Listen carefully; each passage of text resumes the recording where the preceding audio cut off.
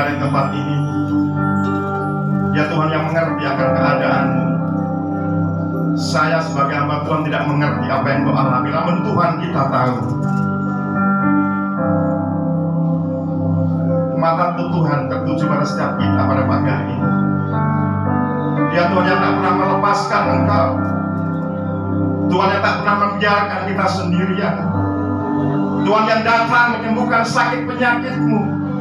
Ya Tuhan yang datang untuk menyelesaikan segala persoalan-persoalan, karena Dia Tuhan yang baik. Sakatana mutasakana Bapa. Mari pelan-pelan ambil waktu 1 menit 2 menit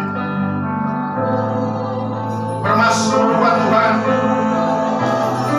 bermasmurlah buat Dia. Sebab Dia baik, sebab Dia luar biasa. Dia Tuhan yang sangat baik, Tuhan yang menyelamatkanmu,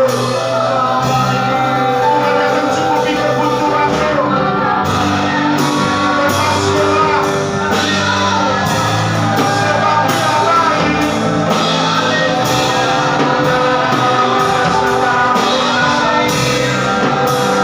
Jangan ada yang diam.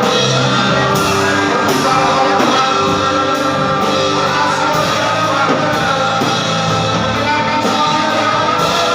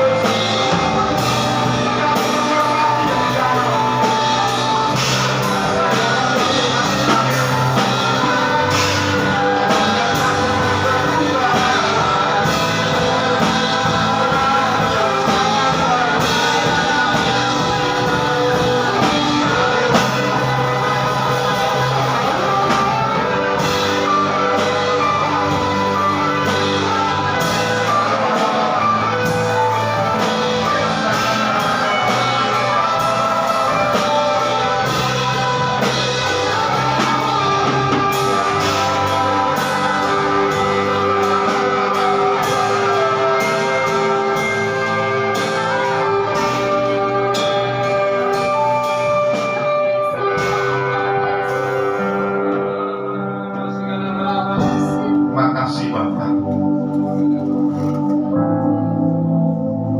Kami tidak pernah menemukan ada Tuhan yang sehebat Engkau. Kami tidak pernah mendengar ada Tuhan yang sebaik Engkau.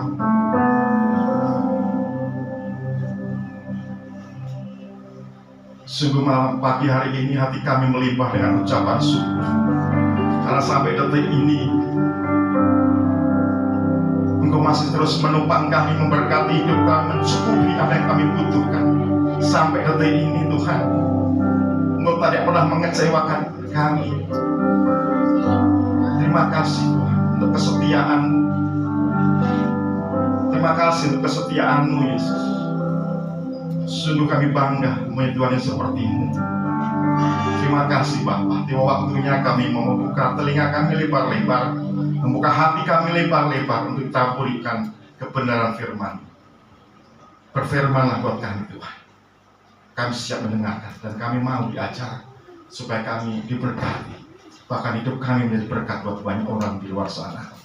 Terima kasih Bapa. Terima kasih Yesus. Dalam nama Tuhan Yesus yang siap mendengarkan firman, sama-sama katakan amin. Sekali katakan amin. Coba jangan duduk dulu, lihat kiri kanan, muka belakang, katakan engkau adalah orang yang diberkati. Ngomong saudara.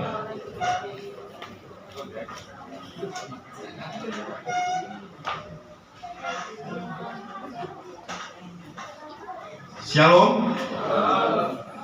Mungkin banyak yang nggak kenal sama saya. Nama saya Yusuf Mendoro. Saya berasal dari Gunung Kidul, Yogyakarta. Sudah ada yang tahu Gunung Kidul?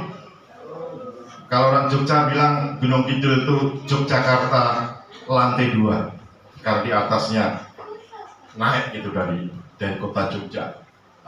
Saya lahir di Merauke, di Papua, besar di Gunung Kidul, dan tua di Amerika. Saya pelayan di Houston, di Texas Houston, di GPI Rock, dan dulu teman sama Pak Bawi, teman sekelas. Cuma bedanya saya juara 1, Pak Bawi juara 2 dari belakang. Siap dengan firman Tuhan? Saya sama Bapak Bawi ini ada ikatan emosional. Jadi kalau saya ke Surabaya, kalau nggak kesini, nggak upgrade. Kita sama-sama waktu itu masih merintis Pak Bawi ya. Punya ikatan emosional itu maksudnya kalau Pak Bawi ketemu saya pengen emosi aja. Dia udah nggak saya keluarga saudara. Kalau saya datang ke rumahnya, keluarga, ngerti ya? Kalau saya keluarga. Buset maksudnya enggak ya baik. Terus apa lagi? Khotbah ya. Saya begini karena saya itu suka pintar saya untuk jaga makan, badan saya dempal gitu. Selalu jaga makan. Jadi kalau punya makan saya jaga gitu. Biar nggak ada yang minta. Siap dengan firman Tuhan? Yesaya 49 ayat yang ke-8. Buka Yesaya 49 ayat yang ke-8. Yesaya 49 itu sesudah Yesaya 48. Bingung sekalian. Yesaya 48 ketemu semua? Beginilah firman Tuhan, pada waktu aku berkenan, aku akan apa? Menjawab engkau. Dan pada hari aku menyelamatkan, aku akan apa? Menolong engkau. Ya, sampai situ aja. Pada waktu apa? Aku berkenan, aku akan menjawab engkau. Pertanyaannya kapan kita bisa berkenan kepada Tuhan? Di sini firman Tuhan, pada waktu kita berkenan, Tuhan akan menjawab kita. Menjawab apa? Menjawab doa-doamu. Menjawab apa?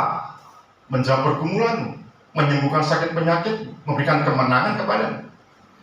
Saya nggak tahu tadi Pak Bawi nulis di flyer temanya berkemenangan dan berkelimpahan. Jadi semua di tempat ini mau berkemenangan, betul? Mau berkelimpahan. Tapi firman Tuhan katakan kalau kita berkenan. Apakah berkenan kepada Tuhan pada waktu kita rajin membayar 20-an, ya kan? Setiap dapat gaji, potong 10%, kasih ke Tuhan. Itu bagus. Apakah itu? Apakah waktu kita rajin ke gereja, tidak pernah miss, setiap minggu datang ke gereja, setiap minggu tidak pernah absen? Apakah itu? Itu bagus. Tapi apakah ini maksud Tuhan orang yang seperti itu? Apakah orang yang suka menolong sesamanya di luar sana, banyak sekali menolong orang? Apakah seperti itu? Di sini saya tuliskan beberapa hal. Kapan Tuhan menjawab kita? Kapan Tuhan bertindak untuk kita, untuk memberikan kemenangan atas hidup kita? Yang pertama, Mazmur 37 ayat yang kelima. Mazmur 37 sesudah Mazmur 36 ayat yang kelima.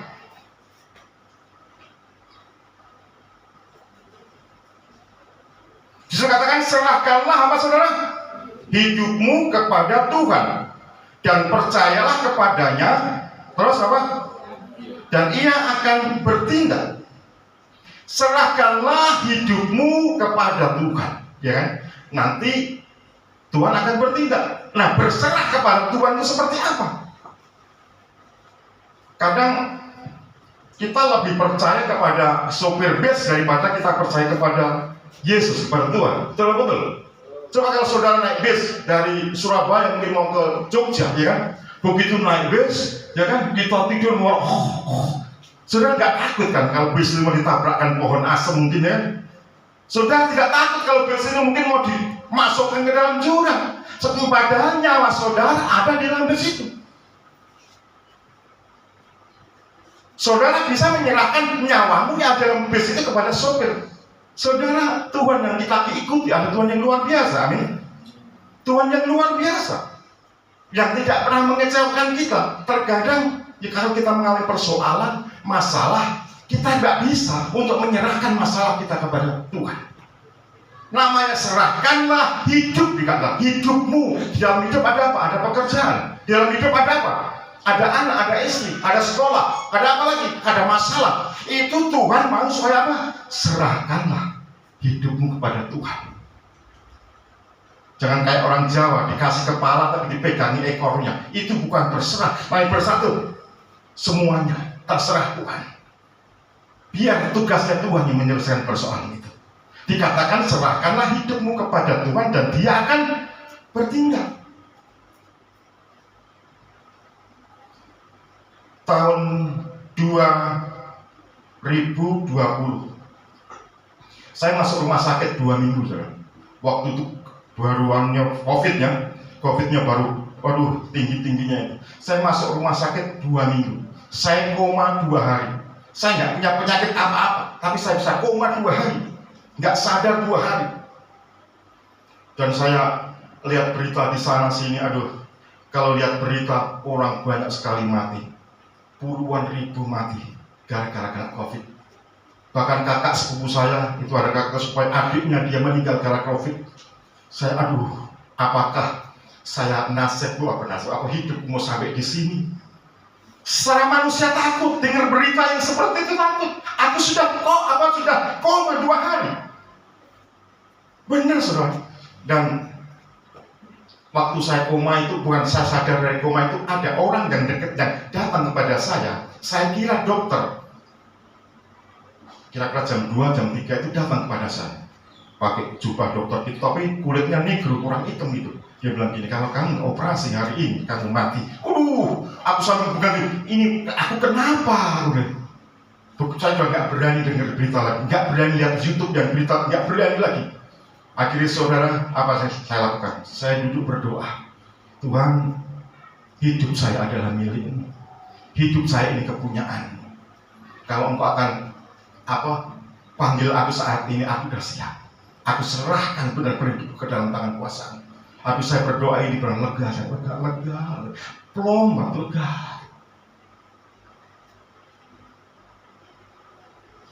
Itulah kuasa Bapak kita berserah, saudara. Dulu saudara, saya khawatir sekali tentang anak saya namanya Sam. Pak Pawi tahu anak saya Sam, akalnya minta ampun. Saya kirim ke Indonesia, dari Amerika saya kirim ke Indonesia. Saya kira bisa sembuh, tambah parah.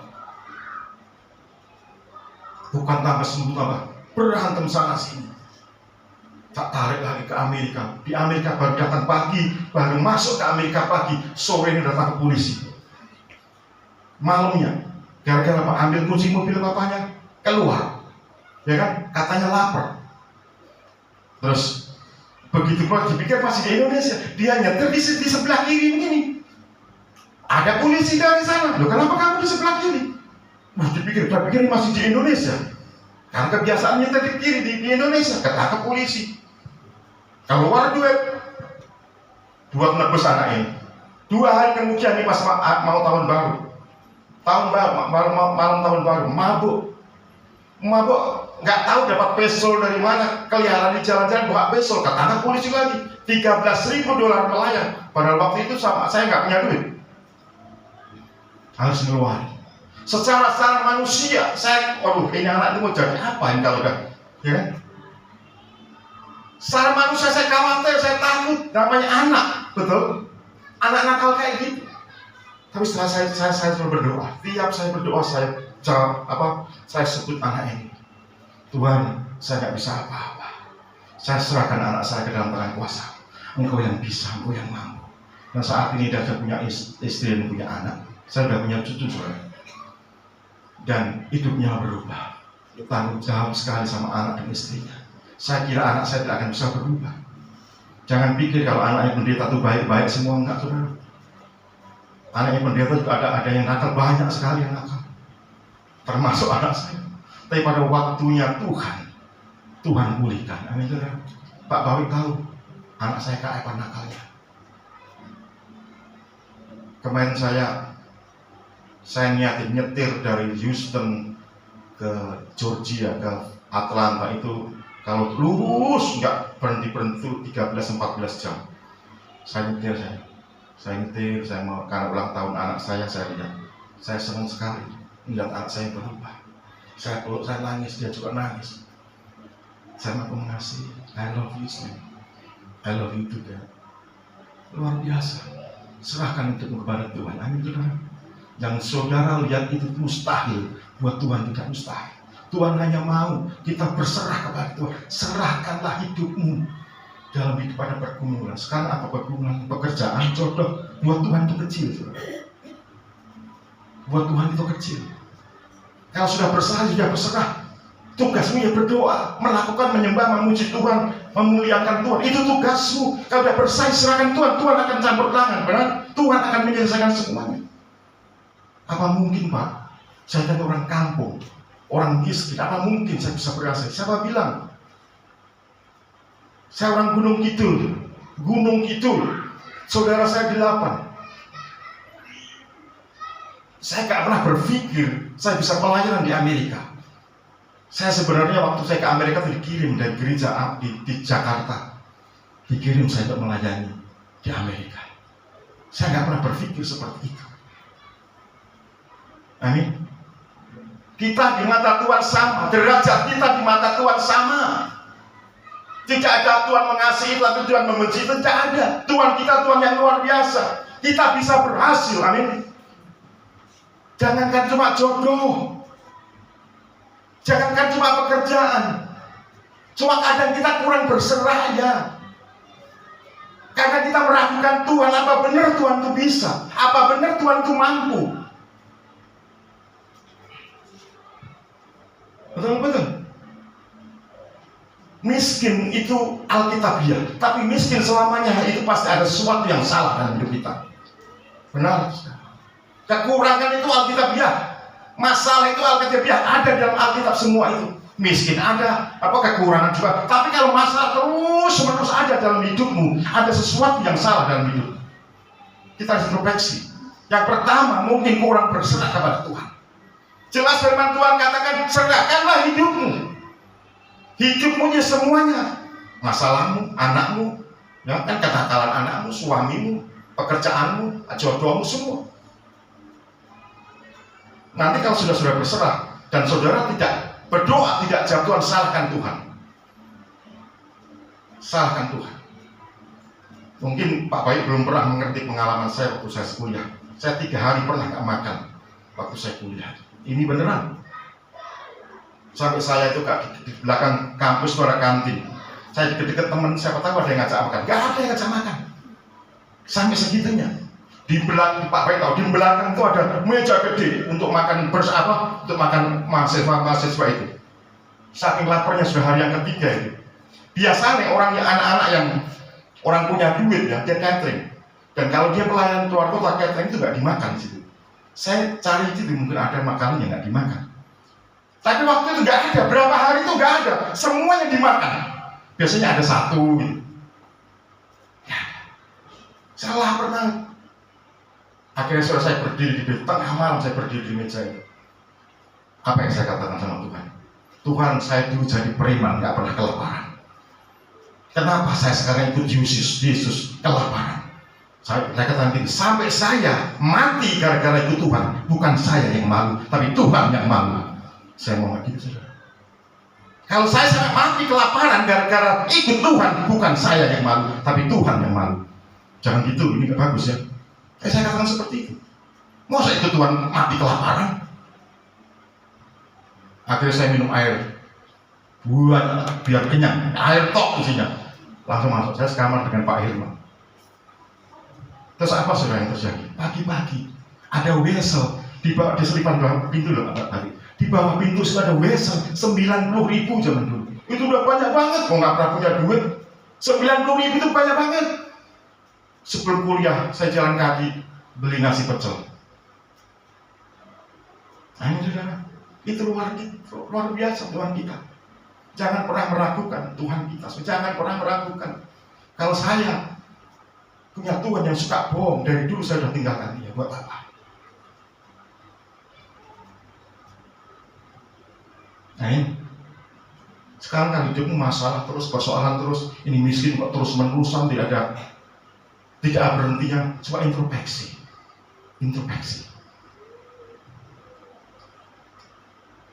Apakah saya sudah berserah kepada Tuhan?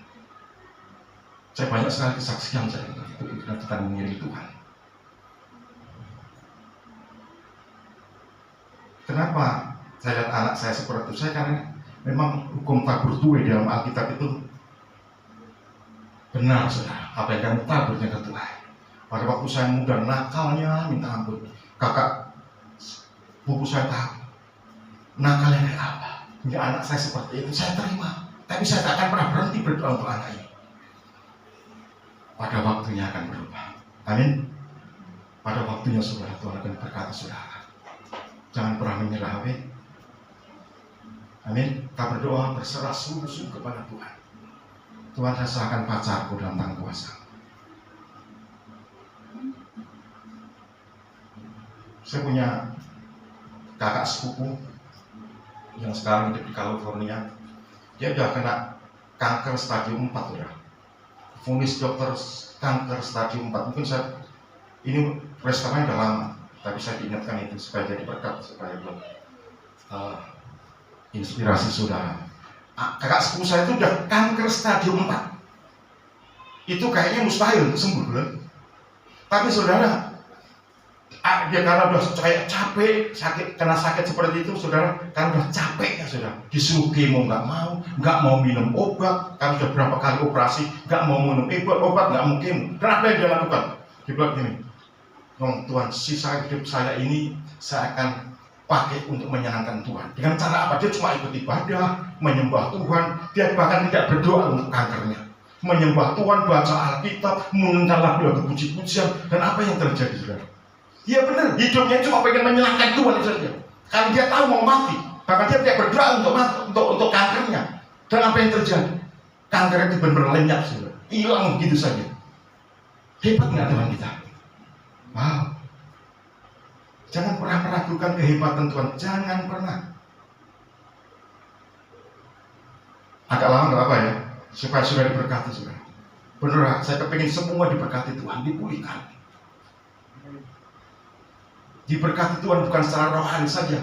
Saudara, kalau berkat Tuhan, berkata rohani itu melimpah kepada hidup kita, kan otomatis berkat jasmani itu mengikuti.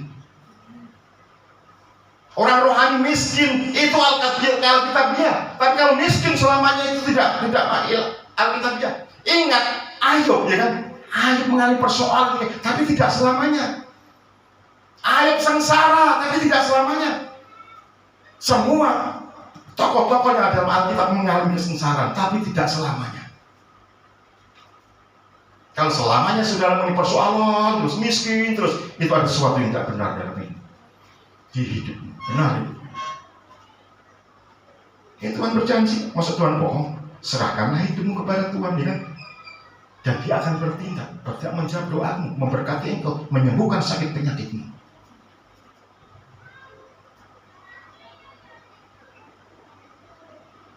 Tegang semuanya.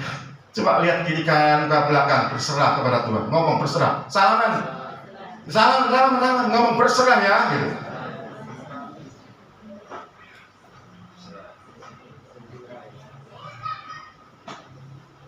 Yang kedua,